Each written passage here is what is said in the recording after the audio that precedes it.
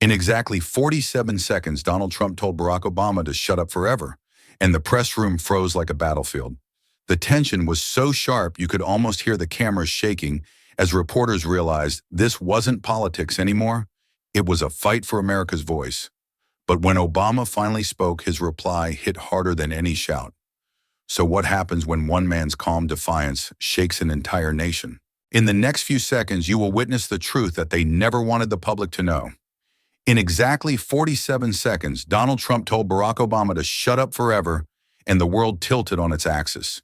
The James S. Brady press briefing room became a cage match, its walls humming under the weight of a command no president had ever dared speak aloud.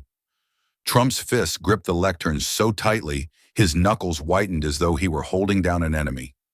His jaw clenched, his red tie dangling like a battle flag, and when the words left his mouth, he should step aside and stay silent.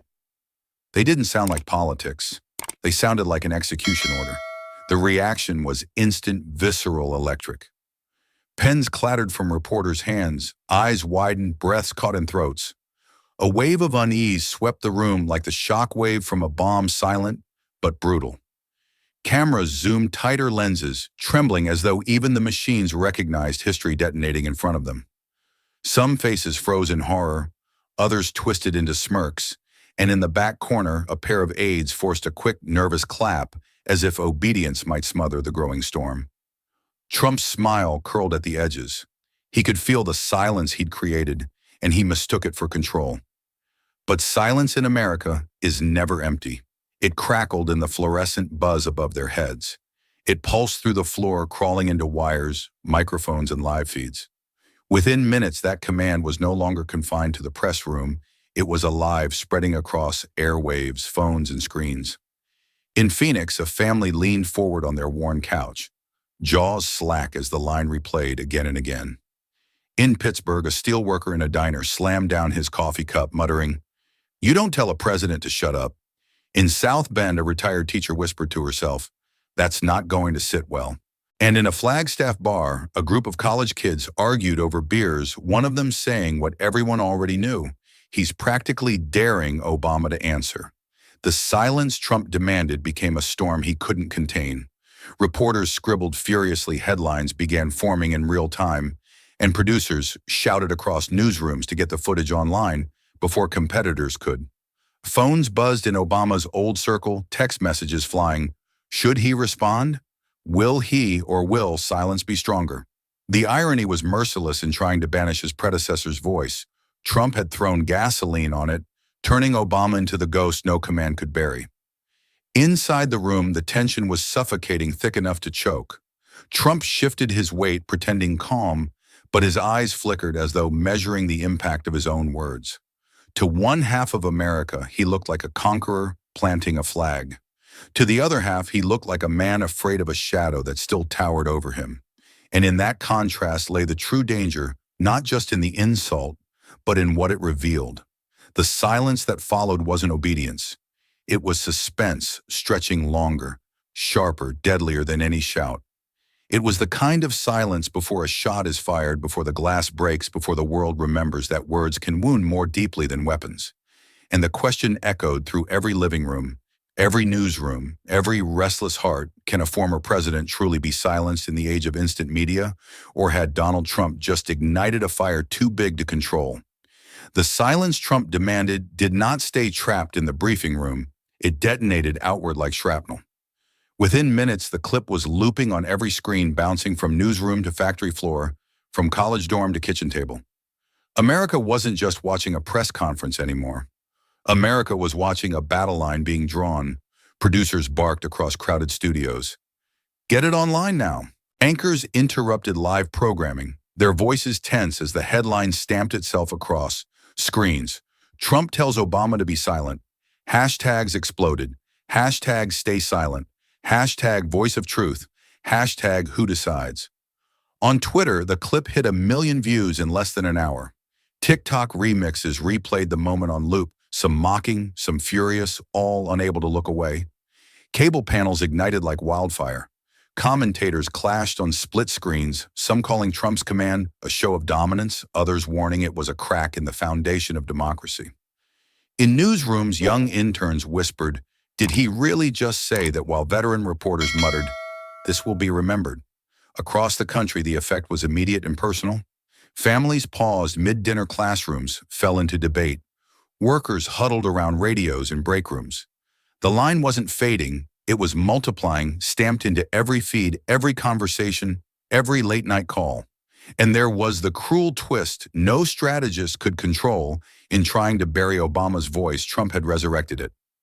The silence he demanded had become an echo, louder, sharper, impossible to ignore. Question: is silence sometimes the loudest reply, or does it risk becoming an invitation to erase a legacy? The clip kept replaying again and again, as if the television itself couldn't let it go. In the quiet of his Washington home, Barack Obama sat with a book in his lap, its pages open, but unread, his eyes fixed instead on the frozen image of Donald Trump at the lectern. The words "step aside and stay silent" still reverberated in the air, louder now in memory than they had been in the briefing room. The country was buzzing outside these walls, but here in this study, time felt suspended, heavy with expectation. Michelle leaned against the doorway, her arms crossed, her face carved in calm, but edged with steel. "You knew this was coming," she said softly, her voice a quiet dagger cutting through the static. He looked up, his fingers drumming against the spine of the book. "Yes, but telling me to be quiet out loud on camera, that's new." Her eyes narrowed. She had watched politics consume him once before, and she was unwilling to see it devour him again. "You don't owe him anything, Barack." Sometimes silence says more than words ever could. But silence was not so easily chosen. His phone buzzed on the desk, 2 messages glowing in quick succession. Sasha's words were short, sharp, urgent. "Dad, people look up to you. Don't let him rewrite things." Malia's message followed seconds later, quieter but no less insistent. "Ignore him. He wants your attention, don't give it to him." The conflict landed like a punch. One daughter urging him to fight the other, warning him away from the ring. He rubbed his temples, caught between their voices, each echoing a truth he could not dismiss. By the next afternoon, the weight of decision had drawn his old advisors into a private room at Georgetown. Valerie Jarrett leaned forward across the oak table, her voice firm, each word cutting like a scalpel. "With all due respect, this isn't just about you. If a sitting president can tell a former president to shut up and no one pushes back, it sets a precedent. It says democracy's memory can be erased with a single command." The words hung in the air like a loaded gun. David Axelrod countered from across the table, his tone measured but tense. "If you go too hard, Barack, you feed his narrative. If you go too soft, it looks like he's intimidated you." The room grew hotter with every sentence, the walls closing in with the weight of history. Obama sat in silence, hand pressed beneath his chin, his gaze locked on the table's polished surface, as if the grain of the wood might reveal an answer. His heart thudded, steady, but loud, louder than the voices debating around him. He had built a career on measured words, on timing, on choosing battles with care. But this was no longer about him alone. It was about whether silence now meant dignity or surrender.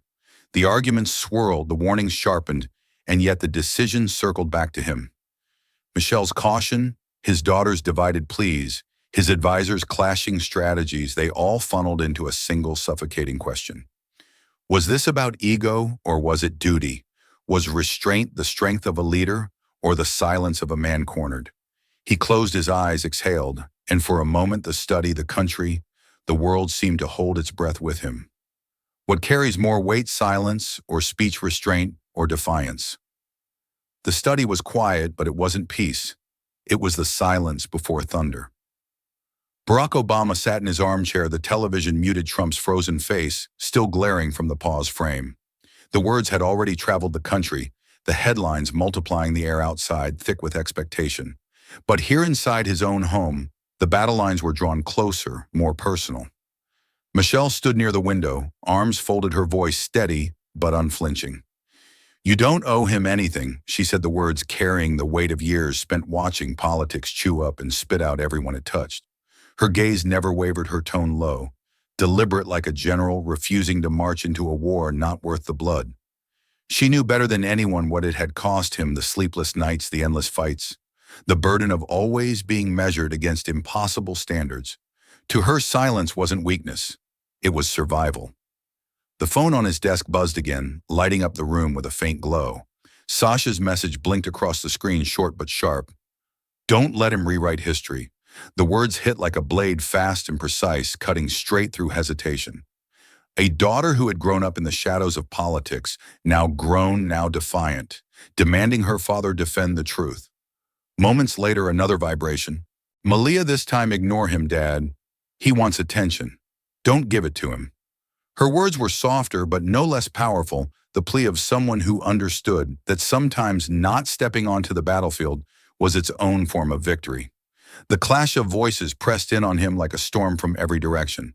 Michelle urging restraint, Sasha pushing for resistance, Malia warning of the trap. Each voice pulled at a different piece of him, like threads unraveling the man who had always prided himself on composure. He pressed his palms together, elbows on his knees, head bowed, as if bracing for an impact that hadn't yet arrived. The house seemed alive with tension. The hum of the refrigerator in the kitchen sounded like a drumbeat, the ticking of the wall clock like a countdown. Michelle paced the length of the rug, each step measured her heels, sinking into the fibers. Sasha's text still glowed like a flare in the darkness, daring him to act, while Malia's words lingered like smoke, reminding him of the cost of falling into a trap laid bare. Obama finally lifted his head, his eyes darker, heavier than the shadows cast across the room. The weight of legacy pressed down on him, heavier than the presidency had ever felt. This wasn't just about words, not anymore. It was about the precedent it would set, what the nation would remember, what his daughters would carry, what history itself might record. He drew in a breath, slow, deliberate, the kind a man takes before stepping into unknown fire. His voice, when it came, was quiet, but it carried the finality of a verdict. It's not about me, he said, almost to himself, almost to them all. Then his eyes sharpened, steady, resolved. It's about the country. And in that moment, the house itself seemed to fall silent, as though even the walls understood the battle had shifted. The oak-paneled room at Georgetown University felt more like a war council than a quiet meeting. The blinds were drawn, the table stretched long under the dim light, and every chair was filled with faces etched by years of political battles. Barack Obama sat at the head, his fingers steepled beneath his chin, listening as the storm unfolded around him. The air was thick with urgency, every voice sharper than the last. Valerie Jarrett leaned forward, her tone cutting through the tension like a blade. Barack, this is bigger than you. If you let it pass, if you stay silent, it won't just be your dignity at stake. It sets a precedent that a sitting president can order a former president to vanish, to erase himself from public life. That silence becomes law. Her eyes were steady, unwavering, her voice more fire than plea. She wasn't speaking only to him. She was speaking to history itself. On the other side, David Axelrod exhaled heavily, rubbing his temples before his voice rose firm, but measured. But Valerie, you know what happens if he answers too hard. He feeds Trump's narrative, becomes part of the circus. Too soft, and it looks like he's intimidated. Either way, Trump drags him into his battlefield. That's the trap. His words carried the cadence of caution, but underneath was fear. Fear of pouring gasoline onto an inferno already burning across the nation. The clash of perspectives ricocheted across the table like gunfire. Each advisor knew the stakes, not just Obama's legacy, but the very tone of democracy itself. Some argued for defiance, others for restraint.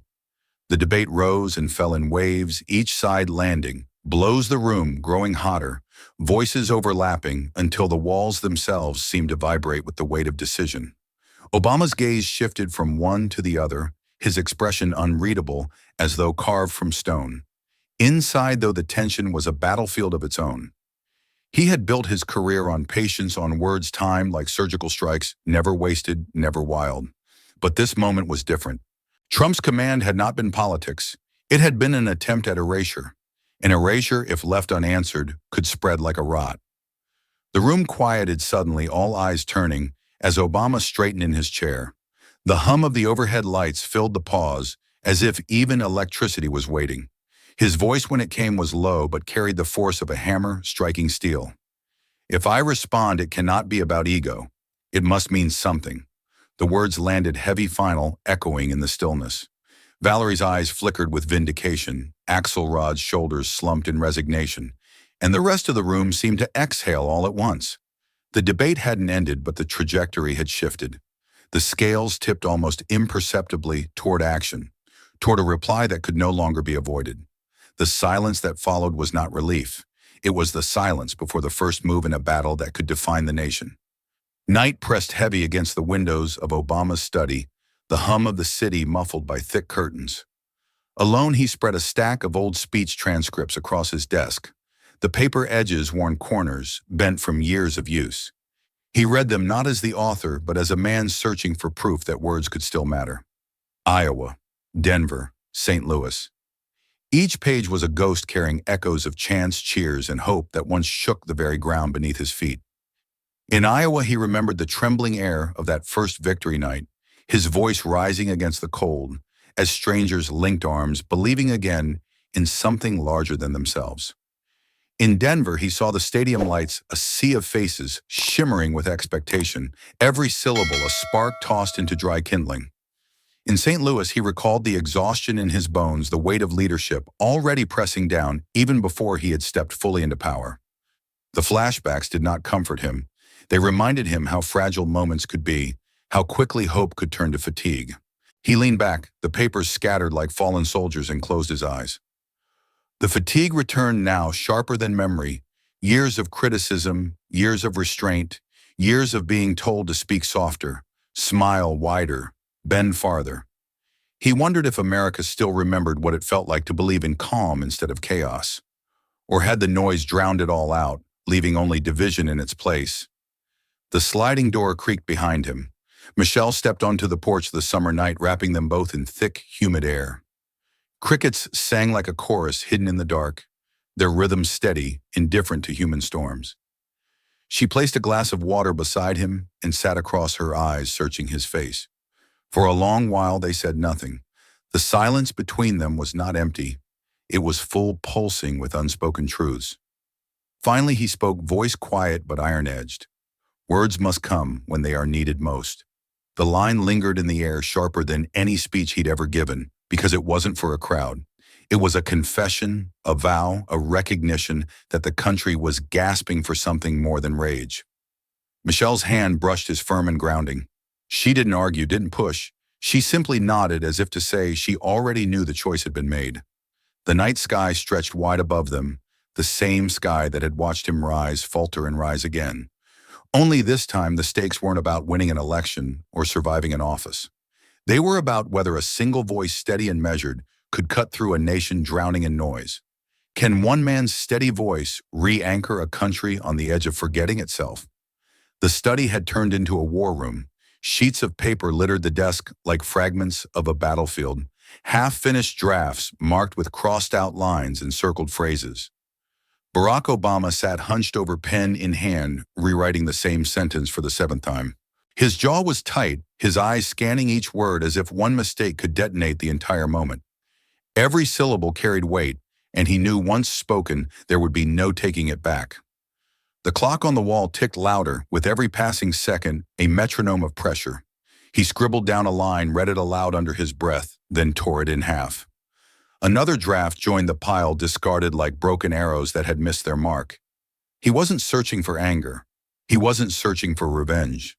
He was searching for precision, the kind of words that could pierce through chaos and land clean, undeniable, unforgettable.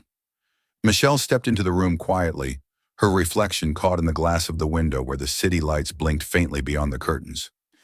She watched him for a moment, his shoulders bowed, the desk lamp, burning his face into hard edges.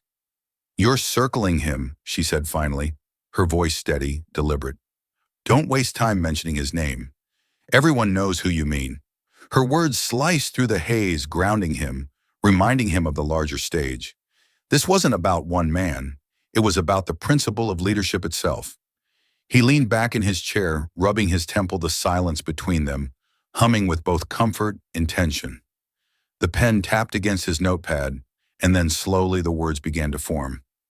He wrote carefully, then stopped, read them aloud, his voice low, deliberate, almost testing the air. Leadership isn't about silencing voices. It's about listening even when it's hard. Michelle's eyes softened, her lips pressing into the faintest of smiles. She didn't applaud, didn't cheer. She simply nodded as if to confirm that this was the strike he had been searching for. The line hung in the air like a blade sharp and gleaming, ready to be carried beyond these walls. The lamp's light flickered across the room, illuminating the mountain of discarded drafts now rendered meaningless by a single sentence. Obama set his pen down, exhaling for the first time in hours, his breath heavy with both exhaustion and resolve. That one line was not just an answer to Trump. It was a message to the nation, to history, to anyone who believed democracy was about shutting doors instead of opening them. For the first time since the command to stay silent had been issued, the tension inside him began to shift. The speech wasn't finished, but its spine had been found.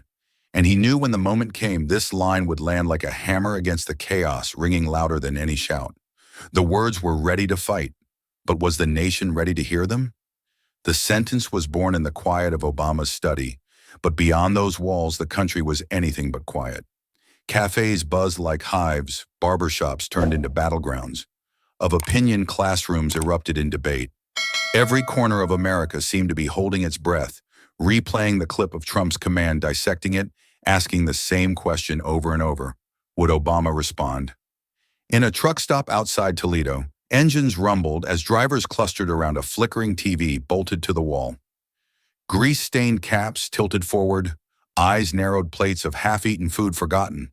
One driver muttered, "Man doesn't deserve to be told to shut up. He built half this country's hope." Another shot back hope's old news. He should stay out of it. Forks clattered against plates, voices rose, the tension in that small diner echoing the nation's divide.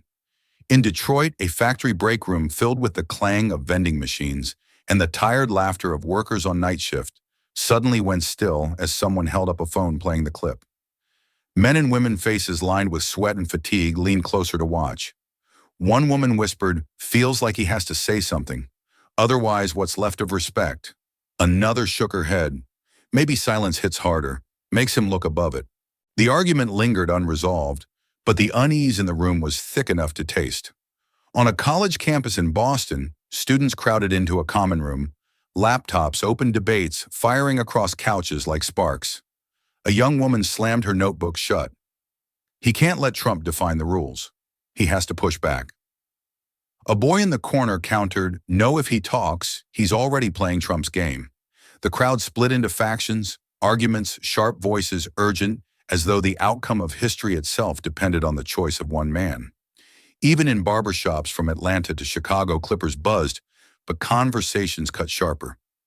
Customers argued over the chair, barbers leaning in with their own verdicts, the small mirrors reflecting faces animated with frustration and hope.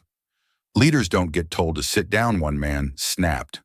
"But maybe leaders know when not to take the bait," came the reply. The rhythm of cheers and the pulse of debate merged, the whole country vibrating with restless energy. Then it came. Networks broke into regular programming, anchors' voices taut with urgency. This just in: Barack Obama will deliver a live national address from his home in Washington, D.C. tonight. The words detonated across screens, sending shockwaves into every cafe, classroom, and break room, still buzzing with speculation. Forks froze midair. Phones lit up with frantic texts. Conversations cut off mid-sentence, replaced by a stunned silence that felt louder than any debate. The anticipation thickened, filling the country like storm clouds rolling in. The retired teacher in Indiana clutched her husband's hand, whispering, "He's really going to do it." The truck driver in Ohio leaned back, eyes wide, murmuring, "Well, damn, here we go." On college campuses, cheers and groans collided, the air electric with expectation. The nation was no longer asking if, it was bracing for when. And in that pause, in that shared breath, America felt the weight of history pressing down, waiting to be cracked open by words not yet spoken. The announcement had lit up the nation, but inside the Obama home, the atmosphere was razor thin, stretched taut like a drum before the first strike. The living room had been transformed into a set, lights-mounted cameras, positioned microphones lowered with surgical precision. The production crew moved like shadows. Their footsteps muffled, their whispers, clipped as if even the sound of breathing too loud might shatter the fragile calm. Every adjustment of the equipment felt like the tightening of a trigger. Obama sat quietly in the chair, chosen for the broadcast, the faint glow of the lamps throwing sharp contours across his face. He wasn't rehearsing now. The words were already carved into him, sharpened by hours of labor and decades of leadership. What remained was silence, a silence heavier than any applause pressing against his chest with the weight of expectation.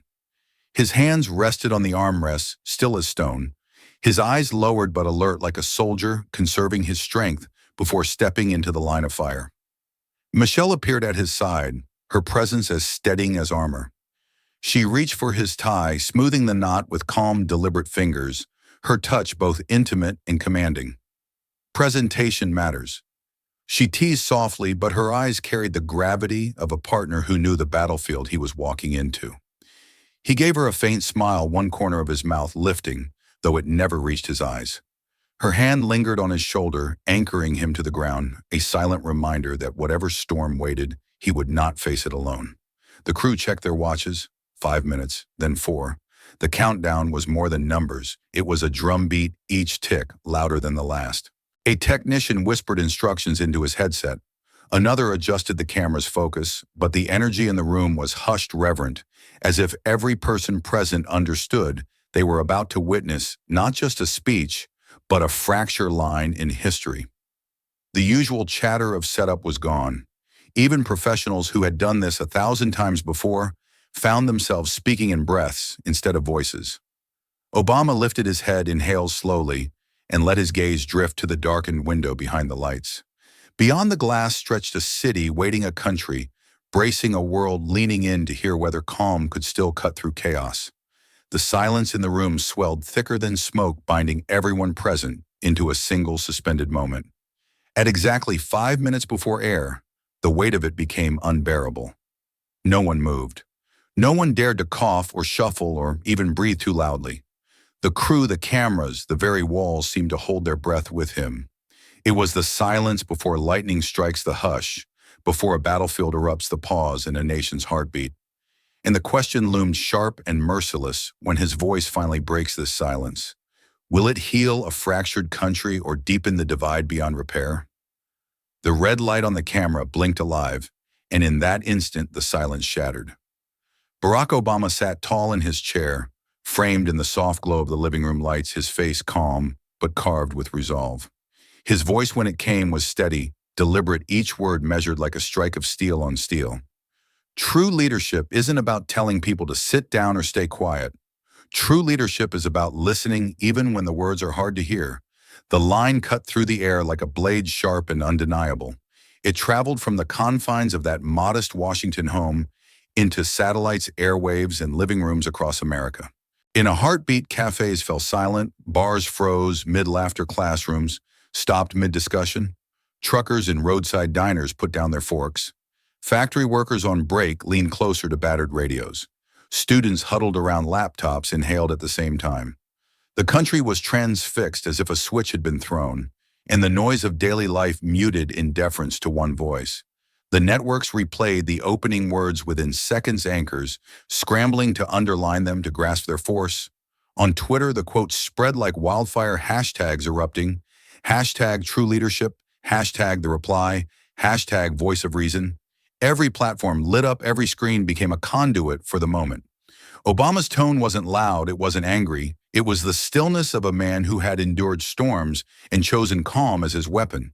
And that calm, in contrast to the chaos America had grown used to, electrified the nation like a lightning strike across a black sky. In Phoenix, a family sitting in their living room gasped almost in unison, the mother pressing her hand over her mouth. In Chicago, a barber dropped his clippers, his customer staring into the mirror, both men locked on the small TV mounted in the corner.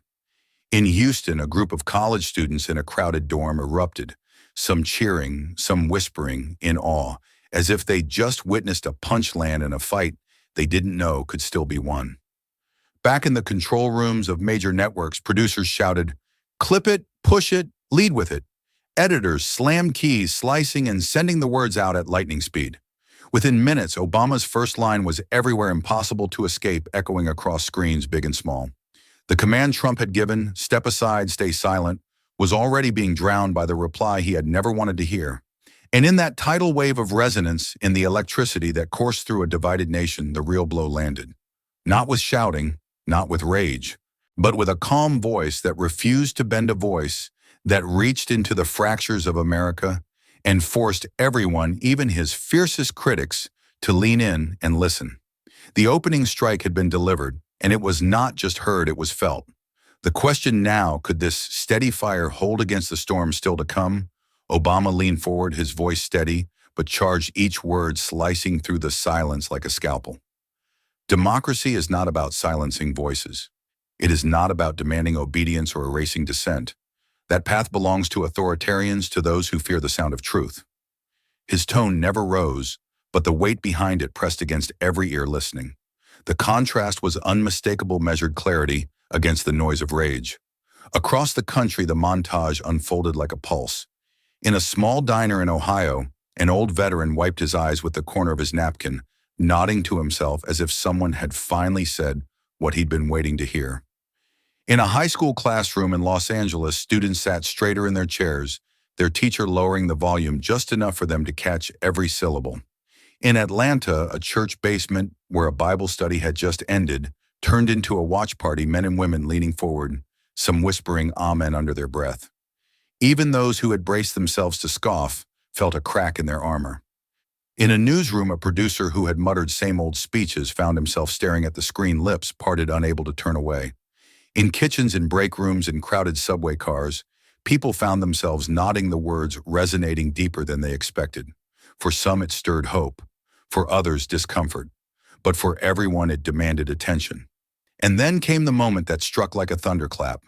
On a conservative talk radio station in Omaha, the host, a man who had made a career of mocking Obama, went silent mid-broadcast. When he spoke again, his voice carried an edge of reluctant awe. "Look," he told his listeners, "you may not like the man's politics, I sure don't. But tonight he sounds presidential, and people are hungry for that, whether they admit it or not." The admission hit the airwaves like a detonation. For a moment, ideology cracked, leaving only the raw truth of what people longed for: steadiness, dignity, a compass, pointing back to something greater than shouting matches and insults. Screens flickered with Obama's calm face words etched into captions, replayed again and again. And every replay carried the same unspoken realization. Leadership was not supposed to be loud, it was supposed to be true. The nation had leaned in, caught between awe and unease. And the question sharpened: was this the return of a moral compass, or just a fleeting echo in a storm of noise? The words flowed like steel wrapped in velvet, but then suddenly Obama stopped. He let the pause stretch, his gaze steady on the camera, the room around him frozen in reverence. The silence thickened, filling the air like smoke, every second an eternity. The nation leaned in, closer, hearts pounding, as if waiting for a verdict in a trial that belonged to them all. When his voice returned, it was softer, but it carried the force of a hammer. If we stop believing in every voice, we lose. More than politics, we lose ourselves.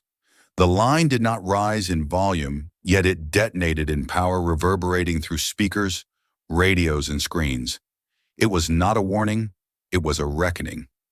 For a moment, the silence he had created became the very message, a reminder that democracy collapses not with a shout, but with the absence of listening. In a newsroom in New York, producers froze mid-keystroke, their headsets alive with chatter that suddenly dropped into stunned quiet. In a bar in Texas, patrons who had been scoffing at the broadcast now sat motionless, drinks forgotten, their eyes fixed on the screen. Even a conservative commentator who had been preparing a mocking tweet found his fingers hovering uselessly above the keyboard, the words suddenly feeling small, hollow, irrelevant. Across the country, the silence he conjured did what noise never could. It united. A waitress in Philadelphia stopped mid-order, the pencil shaking in her hand. A group of students in Denver huddled around a laptop, their bickering cut short, replaced by wide-eyed stillness. In a Detroit factory, a worker pulled off his gloves and whispered almost reverently, "That's the truth right there." The power wasn't in the volume, it was in the gravity of restraint. And then came the moment that no one could deny. On a cable panel known for relentless partisanship, even the critics faltered. One pundit cleared his throat, trying to dismiss it as rhetoric, but his words stumbled. Another shook her head, her voice quieter than usual. "I don't care where you stand, those lines will stick. They just will." The admission was small, reluctant, but it echoed louder than any praise. Obama let the silence hang once more unhurried, letting it speak as loudly as his words. He had turned the very absence of sound into a weapon, a mirror, forcing the country to confront itself. It wasn't charisma. It wasn't a spectacle. It was disciplined principle forged into presence. And in that moment, even his fiercest critics were forced to concede the truth. The impact was undeniable. What is stronger in a democracy, the power of position or the power of principle? Dawn broke over a restless nation, but the silence of night had not erased the echo of Obama's words. Cafes opened their doors to the smell of coffee and the sound of televisions replaying the speech on loop. Customers leaned over counters murmuring to strangers, as if bound together by a secret they had all heard at the same time. In the still bright morning, it felt less like routine and more like the aftermath of an earthquake that had rattled the soul of the country. At a diner in Cleveland, a waitress refilled mugs while customers sat unusually quiet eyes fixed on the screen above the counter.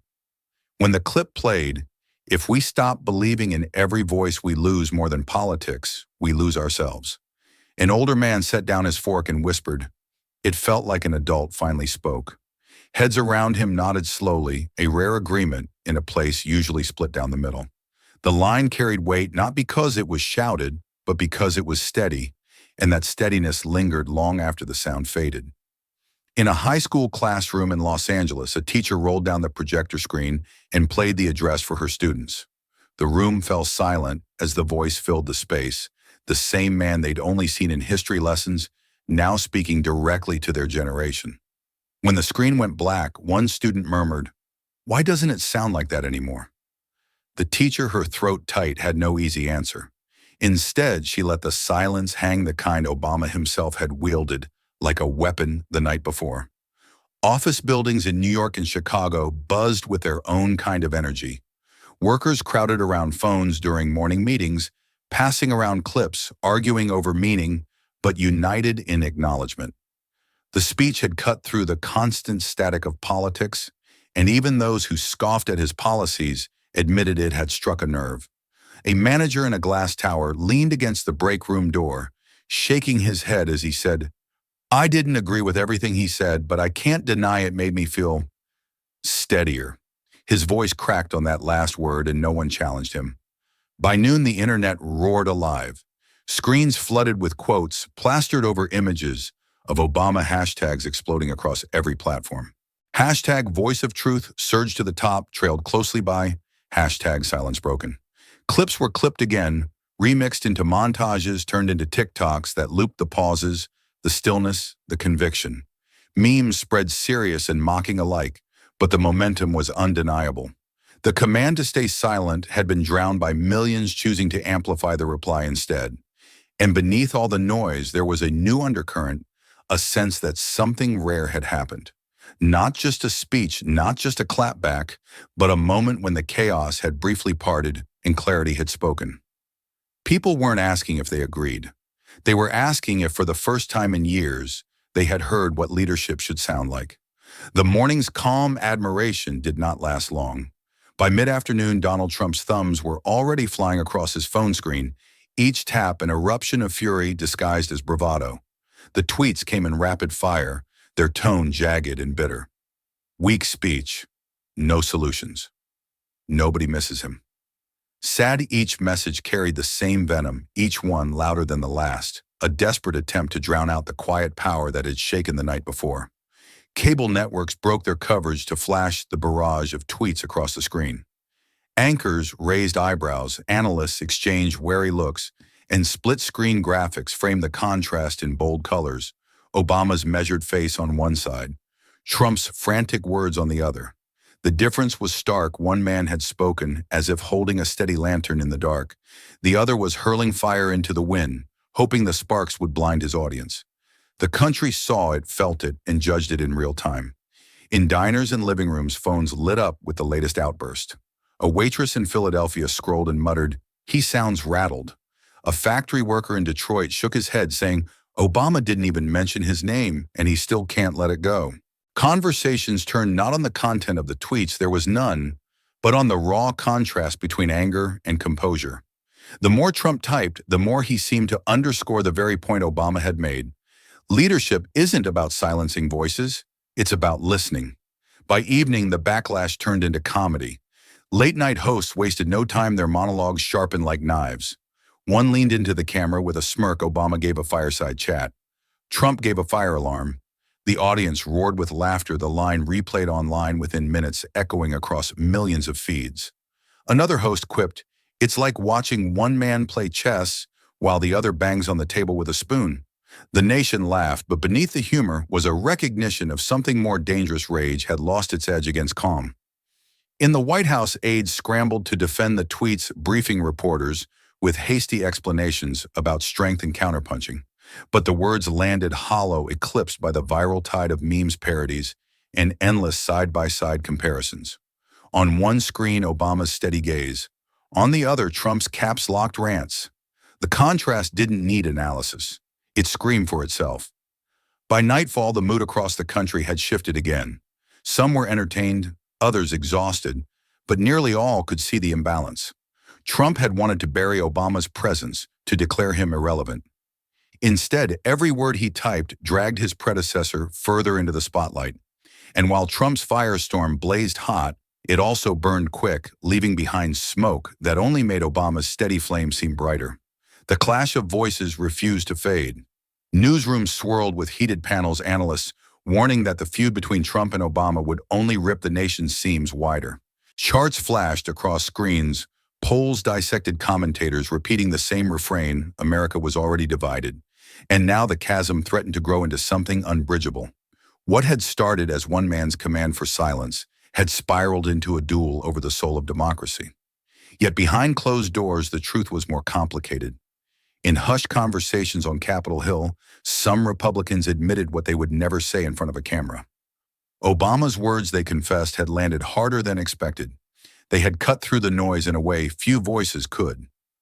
A strategist leaned back in his leather chair, muttering to a colleague, "We can't say it out loud, but that speech, people will remember it." It was an admission laced with fear. Fear that measured calm had hit harder than rage ever could. On the ground, the nation's split was visible everywhere. In diners, the morning laughter at Trump's tweets had turned into tense silence. Families argued across dinner tables, the glow of television replaying both men's words in endless loops. Supporters dug in, opponents grew louder, and the weary, quiet middle longed for something steadier. The divide was not just political, it was personal, slicing through friendships, workplaces, even living rooms. And yet sparks of something else appeared amid the noise. In a high school classroom in St. Louis, a civics teacher printed Obama's words on fresh white paper, sliding them onto desks as if they were sacred texts. Students read in silence, the gravity of the lines pressing on them in ways their usual textbooks never had. One boy raised his hand, his voice uncertain but honest. "Why do we accept so much yelling when we could have this?" The room went quiet, the question hanging in the air, heavier than any lesson the teacher had planned. That moment repeated across the country, in small groups, in quiet talks, in hushed acknowledgments that something had shifted. Maybe not enough to change the tide overnight, but enough to plant a seed. Words alone had sparked reflection, had reminded people of what leadership could feel like when it was rooted in principle instead of spectacle. Still, the divide lingered sharper now because the contrast was undeniable. One man raged, the other listened. One shouted, the other spoke with restraint. The battle lines deepened, but so too did the longing for something different, something steadier. And the nation found itself staring into the mirror, asking a question it could not escape. Can words alone shift the culture of politics, or will they always be drowned out by the hunger for noise? By the next sunrise, Obama's words were no longer confined to America, they were everywhere. In London, headlines sprawled across front pages: "Obama breaks the silence. A voice against fear." Parisian papers echoed the sentiment, calling his speech a reminder that dignity still had a place in politics. In Nairobi, crowds gathered around outdoor kiosks where newspapers carried his image, the caption reading simply, "This is the America we hope for." The resonance was not abstract, it was visceral. In cafes along the Seine, patrons leaned over steaming cups, debating how a man no longer in office could still command the global stage. In crowded markets in Kenya, vendors paused their bargaining to listen to radios, replaying his voice, nodding with quiet approval. Even in Berlin, where skepticism of American leadership had grown deep, commentators admitted there was something undeniable in the calm conviction of his tone. The montage spread like a wave across time zones, television anchors, quoting lines in Spanish, Arabic, Swahili, Mandarin. Obama's words became subtitles across the world, translated but never diluted. The core struck universally that leadership was not about silencing, but listening. For nations struggling under their own storms of division and distrust, it felt like a lifeline, a reminder that the American experiment was not yet lost. The climax came when a British broadcaster, usually cynical about American politics, spoke into the camera with rare admiration. "Whatever you think of his policies tonight, Barack Obama reminded us of what presidential means." And the world was listening.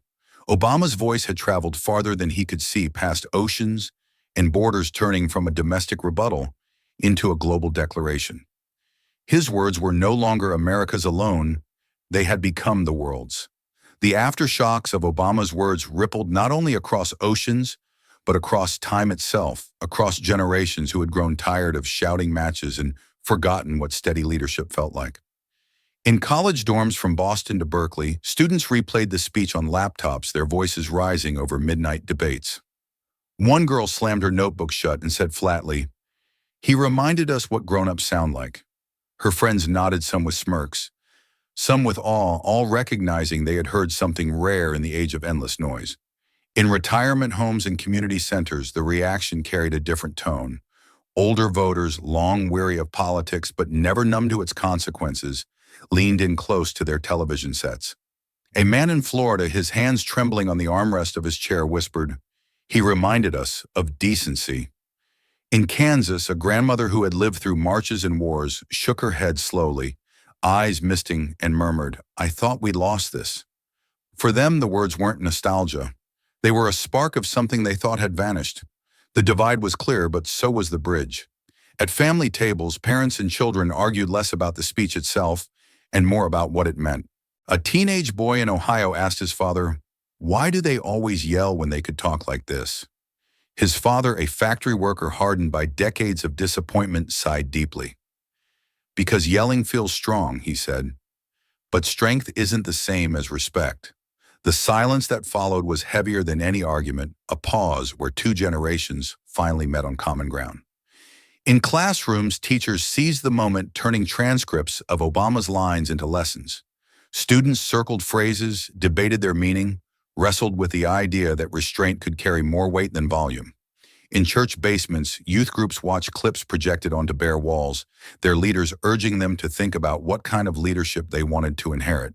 In union halls, retirees passed out photocopies of the quote saying, "This isn't about politics, it's about tone. It's about how we treat each other." And for the first time in years, the dialogue between generations began to feel alive again. It wasn't just children rolling their eyes at politics or grandparents dismissing the young as naive. It was both sides leaning toward each other, realizing they had heard the same note of truth. Obama's words had reached across age, cutting through cynicism and disillusionment, and left behind a question that neither side could ignore. The climax came when a mother and daughter sitting side by side in a small-town kitchen argued over the replay of the address. The daughter insisted, "This is the kind of voice we need." The mother, after a long silence, simply whispered, "Maybe you're right."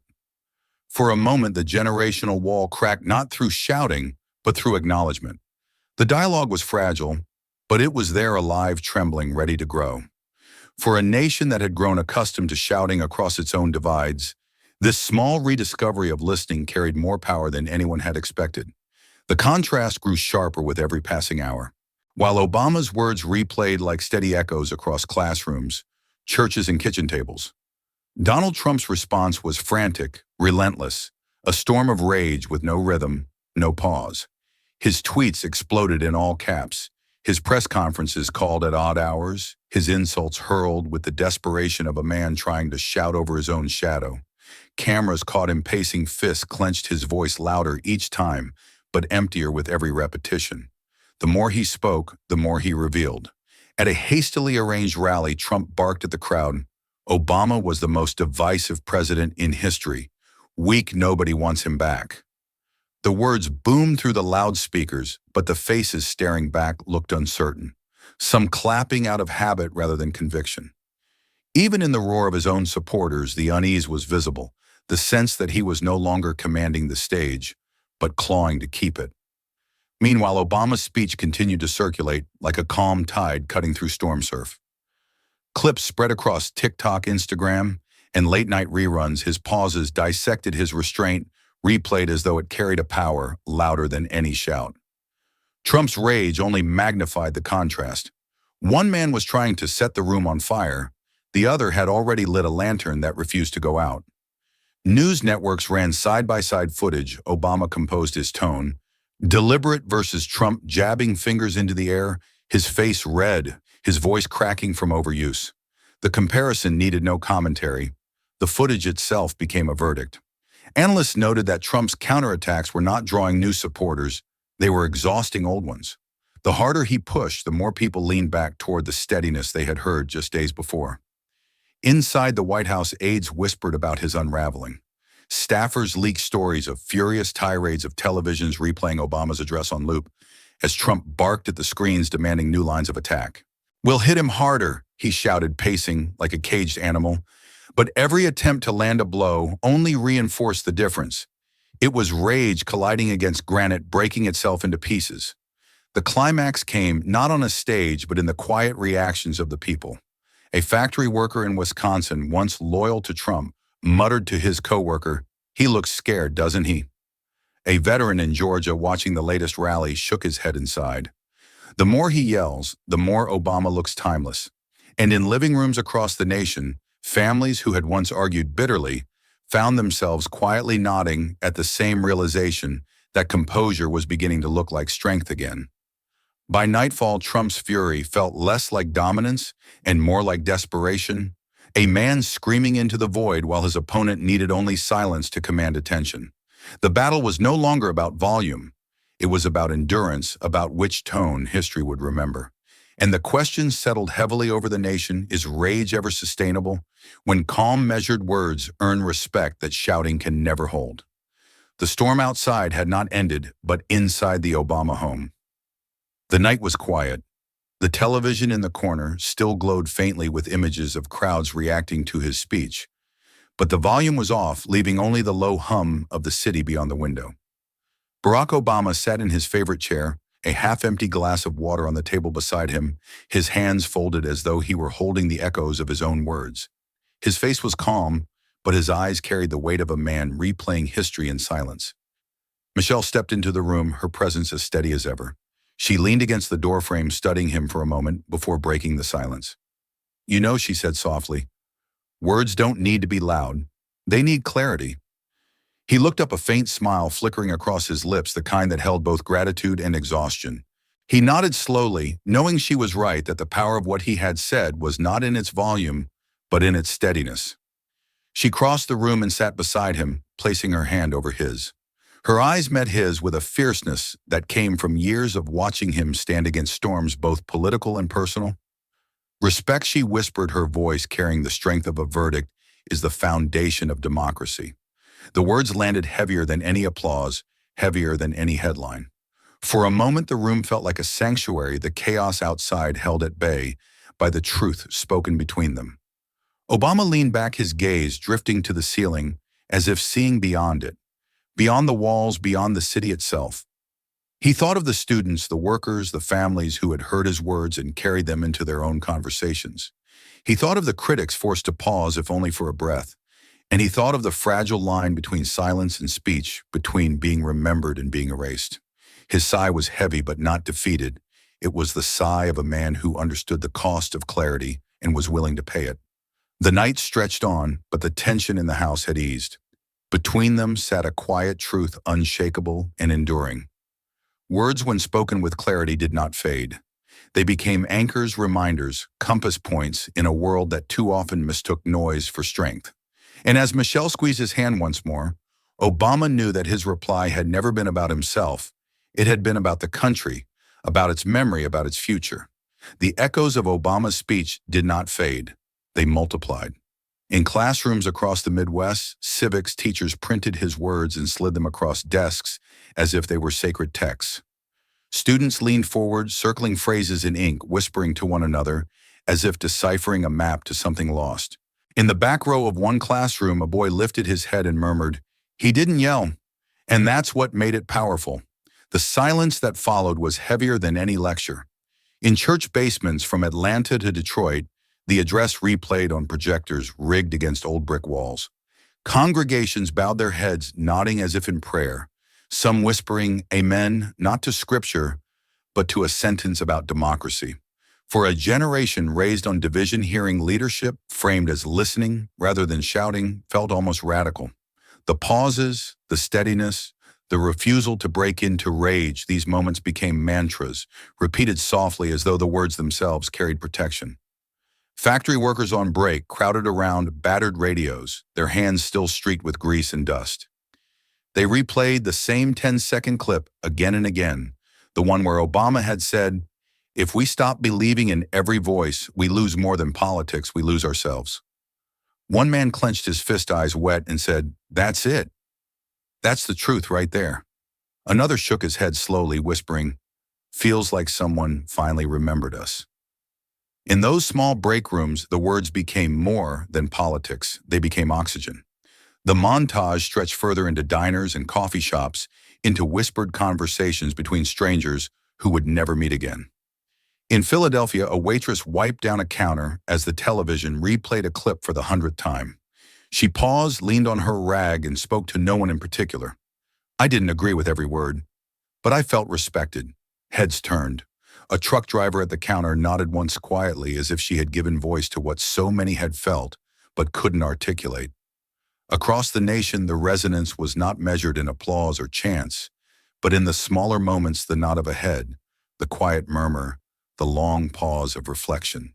Obama's words had traveled beyond politics, beyond partisanship, into the marrow of daily life. And in that, they had become something more dangerous, more lasting. Not noise, not spectacle, but memory. The lights dimmed, the cameras cooled, but the words remained. Barack Obama sat forward in his chair, his gaze steady, his tone unflinching, as if speaking not only to those watching live, but to the generations yet to come. Strong doesn't mean loud. Strong means steady. The line cut through the air like a final verdict, the kind that echoed long after the gavel has fallen. He let the silence breathe, giving the weight of the sentence time to sink into living rooms, classrooms, and union halls across the nation.